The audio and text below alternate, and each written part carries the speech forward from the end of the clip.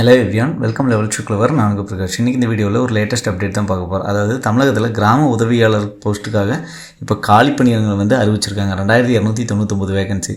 So இப்போ பார்த்திங்க அப்படின்னா ஒவ்வொரு மாவட்டத்திற்கும் உண்டான நோட்டிஃபிகேஷன் எல்லாமே ரிலீஸ் பண்ணிகிட்டு இருக்காங்க. ஸோ இப்போ தாலுக்கா வைஸ் பார்த்திங்க அப்படின்னா செய்தி வெளியீடு மற்றும் பேப்பர் வெளியீடாக வந்து வெளியிட்ருக்காங்க. அது எந்தெந்த டிஸ்ட்ரிக்டில் வெளியிட்ருக்காங்க, எந்தெந்த கிராமத்தில் அப்படின்னு சொல்லி நம்ம கம்ப்ளீட் டீட்டெயில்ஸை இந்த வீடியோவில் தெரிஞ்சுக்க போகிறோம். தெரிஞ்சதுக்கு முன்னாடி இது வரைக்கும் நீங்கள் நம்ம சேனலை சப்ஸ்கிரைப் பண்ண வந்தீங்கன்னா மறக்காமல் சப்ஸ்கிரைப் பண்ணிடுங்க. சப்ஸ்கிரைப் பண்ணாமல் தான் நான் போகிற ஒரு பயனில் வீடியோ உங்களுக்கு நோட்டிஃபிகேஷன் வரும். ஸோ வாங்க இன்றைக்கி வீடியோக்குள்ளே போகலாம். ஃப்ரெண்ட்ஸ், இந்த வீடியோவில் பார்த்திங்க அப்படின்னா தமிழகம் முழுவதுமே கிராம உதவியாளருக்கான காலி பணியிடங்கள் 2299 ஆல்ரெடி அறிவிச்சிருந்தாங்க. ஸோ அது மாவட்டம் வாரியாக பார்த்திங்க அப்படின்னா இந்த டிஸ்பிளேவில் லிஸ்ட் இருக்கும், நீங்களும் தெரிஞ்சுங்க. ஸோ மொத்தமாக பார்த்திங்கன்னா 38 மாவட்டத்தில் 2299 வேகன்சிஸ் அப்படின்னு சொல்கிறாங்க. ஸோ இதுக்கு புதிய திருத்தப்பட்ட அரசாணைகள் எல்லாமே கொண்டு வந்திருக்காங்க. அதாவது தேர்வு முறையில் சில சேஞ்சஸ் கொண்டு வந்திருக்காங்க. இதுக்கு கல்வி தகுதி அப்படின்னு பார்த்தீங்கன்னா 10வது நீங்கள் படிச்சிருக்கணும், 10வது தேர்ச்சி அல்லது தோல்வி. ஓகேங்களா? ஸோ நீங்கள் பாஸ் ஆனாலும் அப்ளை பண்ணலாம், ஃபெயில் ஆனாலும் அப்ளை பண்ணலாம். ஆனால் 10th நீங்கள் படிச்சிருக்கணும். ஸோ அந்த மாதிரி தான் குவாலிஃபிகேஷன்ஸ் கொடுத்துருக்காங்க. ஸோ மற்றபடி பார்த்திங்கன்னா நீங்கள் அந்த தாலுக்காவை சேர்ந்தவங்களாக இருந்தீங்க அப்படின்னாவே நீங்கள் அப்ளை பண்ணிக்கலாம் அப்படின்னு சொன்னாங்க. அதுக்கு உண்டான மார்க்ஸ் கொடுக்குறாங்க. அது போக பார்த்திங்கன்னா உங்களுக்கு மிதிவண்டி ஓட்ட தெரிஞ்சிருக்கணும் அப்படின்னு சொல்கிறாங்க. அதுக்கும் மார்க் ப்ரொவைட் பண்ணுறாங்க. அதுக்கப்புறம் எழுது மற்றும் வாசித்திறன் தேர்வு அப்படின்னு சொல்லி ஒன்று கண்டக்ட் பண்ணுறாங்க. ஸோ அதுவும் பார்த்திங்க அப்படின்னா நோட்டிஃபிகேஷனுக்கு அடுத்ததாக வந்து அதிலேயே கொடுத்துருக்காங்க. ஓகேங்களா? அதுக்கான டேட்ஸ் எல்லாமே ப்ரொவைட் பண்ணியிருக்காங்க. இப்போது நம்ம 2 கிராமத்தை பற்றி தான் பார்க்க போகிறோம். அந்த 2 கிராமத்தும் எந்தெந்த கிராமத்தில் எவ்வளோ வேகன்சிஸ் இருக்குது, ஸோ அதில் என்னென்ன டேர்ம்ஸ் அண்ட் கண்டிஷன், அதாவது கல்வி தகுதி முதல் கொண்டு எப்படி அப்ளை பண்ணணும், ஆன்லைனில் அப்ளை பண்ணுமா, ஆஃப்லைனில் அப்ளை பண்ணுமா, எல்லாமே தெரிஞ்சுக்கலாம். ஸோ ஃபஸ்ட்டாக பார்த்திங்கன்னா வருவாய் மற்றும் பேரிட மேலாண்மை துறை வட்டாட்சியர் அலுவலகம் செய்யூர், அதாவது செங்கல்பட்டு மாவட்டத்தில் இருக்கக்கூடிய ஒரு தாலுக்கா செய்யூர். அந்த செய்யூரில் பார்த்திங்க அப்படின்னா இப்போது பேப்பர் வெளியிடவே வந்து வெளியிட்டிருக்காங்க செய்தியில். செங்கல்பட்டு மாவட்டம் வருவாய் அலகில் செய்யூர் வட்டத்தில் காலியாக உள்ள கிராம உதவியாளர் பணியிடங்களை நிரப்பிட தகுதி வாய்ந்த நபர்களிடமிருந்து விண்ணப்பங்கள் வரவேற்கப்படுகிறது.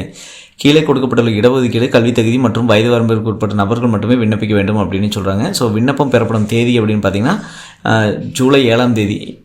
ஓகேங்களா? 7/7/2025 நாளையிலிருந்து இதுக்கான விண்ணப்பங்கள் பெறப்படும் அப்படின்னு சொல்கிறாங்க. விண்ணப்பம் சமர்ப்பிப்பதற்கான கடைசி தேதி அப்படின்னா ஆகஸ்ட் 5ஆம் தேதி 5/8/2025. எழுத்து திறனறிவு தேர்தல் நடைபெறும் நாள் அப்படின்னா 5/9/2025. ஸோ அது வந்து டென்டேட்டிவாக கொடுத்துருக்காங்க. ஓகேங்களா? நேர்முக தேர்வு நடைபெறும் நாள் அப்படின்னு பார்த்தீங்கன்னா 20/9/2025 முதல் 26/9/2025. எல்லாமே செப்டம்பரில் நடக்கும் அப்படின்னு சொல்கிறாங்க. பதவியின் பெயர்னு பார்த்தீங்கன்னா கிராம உதவியாளர். இதுக்கான சம்பளம் அப்படின்னு பார்த்தீங்கன்னா மினிமம் 11,100 ரூபாயிலிருந்து அதிகபட்சம் 35,100 ரூபாய் வரைக்கும் இருக்கும். இது வட்டம் பார்த்திங்க அப்படின்னா செய்யூர். ஏன்னா இது ஒவ்வொரு மாவட்டத்துக்கும் பார்த்திங்கன்னா அந்த மாவட்டத்தில் இருக்கக்கூடிய தாலுக்காவில் இந்த மாதிரி நியூஸ் வந்து வெளியிடுவாங்க. ஓகேங்களா? ஸோ டோட்டலாக பார்த்திங்க அப்படின்னா எவ்வளோ வேகன்சிஸ் இருக்குது அப்படின்னு பார்க்கலாம். ஸோ மொத்தமாக பார்த்திங்கன்னா காலிப்படையினர் எண்ணிக்கை அப்படின்னா 9 இருக்குது செய்யூரில். அந்த செய்யூர் வட்டத்தில் 9 இருக்குது. கருப்பூர், போரூர், சித்தார்காடு, வேப்பஞ்சேரி, முருகந்தாங்கல், பெருமாள்சேரி, ஆச்சி விளாகம், காணத்தூர், புதுப்பட்டு. ஸோ இப்படி 9 கிராமங்களில் 9 வேகன்சிஸ் இருக்குது அப்படிங்கிறாங்க. ஸோ இதுக்கான இனர் சுழற்சி கொடுத்துருக்காங்க. ஸோ முதல் வரிசை எண் அப்படின்னு பார்த்தீங்கன்னா கருப்பூரில் பிற்படுத்தப்பட்ட வகுப்பினர் பிசி முஸ்லீம் தவிர முன்னுரிமை பெற்றவர்கள் அப்படின்னு சொல்கிறாங்க.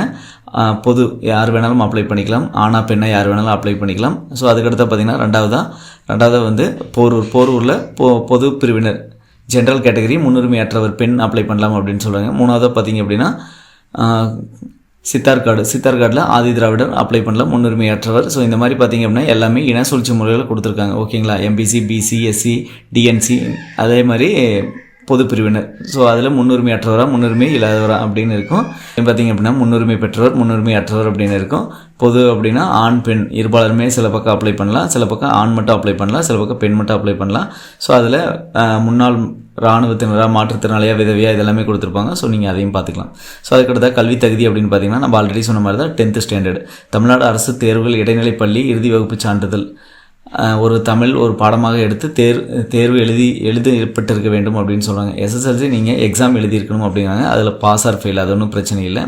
ஸோ அது போக இதர தகுதிகள் அப்படின்னா விண்ணப்பதாரர் அந்த வட்டத்தைச் சேர்ந்தவராக இருக்க வேண்டும், தமிழில் பிழையின்றி எழுது படிக்க தெரிந்திருக்க வேண்டும், விண்ணப்பதாரர் செய்யூர் அதாவது அந்தந்த வட்டத்தைச் சேர்ந்தவராக இருக்க வேண்டும், அதே வட்டத்தில் நிரந்தரமாக வசித்து வருபவர்களாக இருக்க வேண்டும், காலி பணியிடம் அறிவிக்கப்பட்ட கிராமத்தைச் சேர்ந்த விண்ணப்பதாரர்களுக்கு அக்கிராம பணியிடத்திற்கு முன்னுரிமை வழங்கப்படும் அப்படின்னு சொல்கிறாங்க. வயது வரம்பு அப்படின்னு பார்த்தீங்கன்னா 21 வயது நிறைவு செய்திருக்க வேண்டும் அப்படின்னு சொல்கிறாங்க. அனைத்து பிரிவினருக்கு அதிகபட்ச வயது 32 வயது. இதர பிரிவினர் அப்படின்னு சொல்கிறாங்க. இதர பிரிவினர் ஓசி அவங்களுக்கு வந்து 32 வயது. அதே மாதிரி 37 வயது பிசி, எம்பிசி, எஸ்சி, எஸ்டி அவங்களுக்கெல்லாம் 37 வயது அதிகபட்சம் சொல்லியிருக்காங்க. அதே மாதிரி மாற்றுத்திறனாளிகளுக்கு அதிகபட்ச வயது வரும்போது 10 ஆண்டுகள் கூடுதலாக கணக்கில் எடுத்துக்கொள்ளப்படும் அப்படிங்கிறாங்க. அதாவது 37 வருஷம்னா மாற்றுத்திறனாளி தான் 47 வருஷம் வரைக்கும் அவங்க அப்ளை பண்ணலாம்.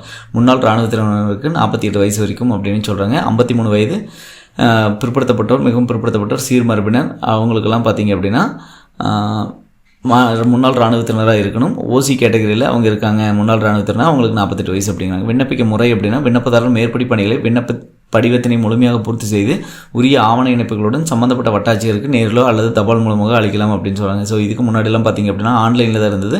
ஸோ இந்த டைம் வந்து ஆஃப்லைனில் கொண்டு வந்திருக்காங்க. அதாவது ஃபார்ம்ஸ் வந்து அந்தந்த டிஸ்ட்ரிக்ட் வெப்சைட்டில் வந்து கொடுத்துருவாங்க. அந்த டிஸ்ட்ரிக்ட் வெப்சைட்டில் கொடுத்ததும் அதை டவுன்லோட் பண்ணிவிட்டு ஸோ அதை நம்ம ஃபில் பண்ணி அதுக்கப்புறம் பார்த்திங்க அப்படின்னா நம்ம அந்த வட்டாட்சியர், அதாவது அந்த தாலுகாவில் இருக்கக்கூடிய வட்டாட்சியருக்கு நேரிலோ அல்லது தபால் மூலமாக அனுப்பலாம் அப்படின்னு சொல்கிறாங்க. ஸோ அதுக்கான வெப்சைட்டும் கொடுத்துருக்காங்க. ஸோ chengalpattu.nic.in அப்படிங்கிற அந்த வெப்சைட்டில் நீங்கள் போய்ட்டு இதை பதிவிறக்கம் செஞ்சுக்கலாம் அப்ளிகேஷன் அப்படின்னு சொல்கிறாங்க. அதுக்கடுத்தா பார்த்திங்கன்னா செங்கல்பட்டு மாவட்டத்திலே திருக்கழுக்குன்றம் அப்படின்னு சொல்லிட்டு ஒரு தாலுக்காவில் வந்து இதை கொடுத்துருக்காங்க. ஸோ அங்கே வந்து ஒரே ஒரு வேகன்சிஸ் இருக்குது. அதே மாதிரி தான் விண்ணப்பம் பெறப்படும் தேதி, அதே மாதிரி விண்ணப்பம் சமர்ப்பதற்கான கடைசி தேதி, எழுத்துத்திறன் அறிவு, அதே மாதிரி நேர்முக தேர்வு, இதுக்கெல்லாம் டேட்ஸ் எல்லாமே டைம்லைன் கொடுத்துருக்காங்க. ஸோ அங்கே ஒரே ஒரு போஸ்ட் தான் இருக்குது. தத்தலூர் அப்படிங்கிற இடத்துல இன சுழற்சி அப்படிங்கிற பார்த்திங்கன்னா பொது வகுப்பினர், முன்னுரிமையற்றவர், ஜிடி ஜென்ரல் கேட்டகரி அப்ளை பண்ணலாம் அப்படின்னு சொல்கிறாங்க. அதுலேயும் கல்வி தகுதி, இதர தகுதி, இது வரம்பு, விண்ணப்பிக்கும் முறை எல்லாமே வந்து சேம், ஆல்ரெடி நம்ம பார்த்தது தான்.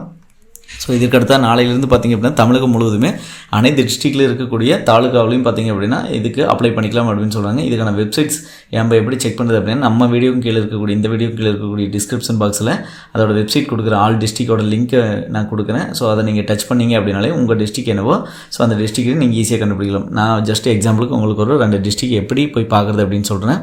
நீங்கள் ஏதாவது ப்ரௌசர், பிசி, லேப்டாப் ஏதாவது ஒன்று வந்துருங்க. இதில் ஆல் டிஸ்ட்ரிக்ட் வெப்சைட்ஸ் அப்படின்னு நான் கொடுத்துருக்கேன், ஆல்ரெடியே கொடுத்துருக்கேன். ஸோ tndistrict.nic.in அப்படிங்கிற இந்த வெப்சைட்டோட லிங்க் டிஸ்கிரிப்ஷனில் கொடுக்குறேன். இதை கிளிக் பண்ணிங்க அப்படின்னா இது வந்து பார்த்திங்க அப்படின்னா தமிழ்நாடு மாவட்ட இணையதளங்கள், இதில் போய்ட்டு தமிழ்நாடு மாவட்டங்கள் எல்லாமே இருக்கும். அரியலூர், செங்கல்பட்டு, சென்னை, கோயம்புத்தூர், கடலூர், தருமபுரி, திண்டுக்கல், இந்த மாதிரி 38 மாவட்டத்திற்கு உண்டான லிங்க்கும் இதில் இருக்கும். ஸோ சப்போஸ் நீங்கள் வந்து ஈரோடு மாவட்டம் அப்படின்னா ஈரோடு கிளிக் பண்ணிக்கங்க. ஈரோடு கிளிக் பண்ணிவிட்டு இதில் பார்த்திங்க அப்படின்னா உங்களுக்கு இந்த மாதிரி மேலே பாப்பப்பில் போய்ட்டுருக்கோம். அப்படி இல்லை அப்படிங்கிற பட்சத்தில் இங்கே வந்து சர்ச் பாக்ஸ் இருக்கும். அந்த சர்ச் பாக்ஸில் இங்கே நீங்கள் வில்லேஜ் அசிஸ்டண்ட் அப்படின்னு டைப் பண்ணுங்கள். வில்லேஜ் அசிஸ்டண்ட்டு டைப் பண்ணி இங்கே நீங்கள் ஓகே கொடுத்தீங்க அப்படிங்கிற பட்சத்தில் உங்களுக்கு வந்து இங்கே வில்லேஜ் அசிஸ்டண்ட்டான நோட்டிஃபிகேஷன் வந்துடும். இது எல்லாமே பழசு 2022-23 வந்தது. ஸோ இது வந்து நீங்கள் டச் பண்ணி பார்த்தீங்க அப்படின்னா லாஸ்ட் இயர் யார் செலக்ட் ஆகிருக்காங்க அப்படின்னு தெரிஞ்சிருக்கும். ஸோ இதுலேயே பார்த்தீங்க அப்படின்னா வில்லேஜ் அசிஸ்டன்ட் நோட்டிஃபிகேஷன் 2025 அப்படின்னு வரும். நீங்கள் அது இன்னும் ரிலீஸ் பண்ணல. ஸோ ரிலீஸ் பண்ணிடுவாங்க, நாளைக்கு மார்னிங்கே எல்லாத்துக்கும் ரிலீஸ் பண்ணிடுவாங்க, எல்லா டிஸ்ட்ரிக்கும். நீங்கள் அது மூலமாகவே ஈஸியாக தெரிஞ்சுக்கலாம். சரிங்களா? ஸோ கண்டிப்பாக இந்த வீடியோ உங்களுக்கு ஒரு உதவிகரமாக இருக்கும்னு நினைக்கிறேன். உதவிகரமாக தான் மற்றவங்க ஷேர் பண்ணுங்கள். மற்ற வீடியோவில் சந்திக்கும் முறை உங்களை விடைபெறுவது உங்கள் பிரகாஷ். By, take care.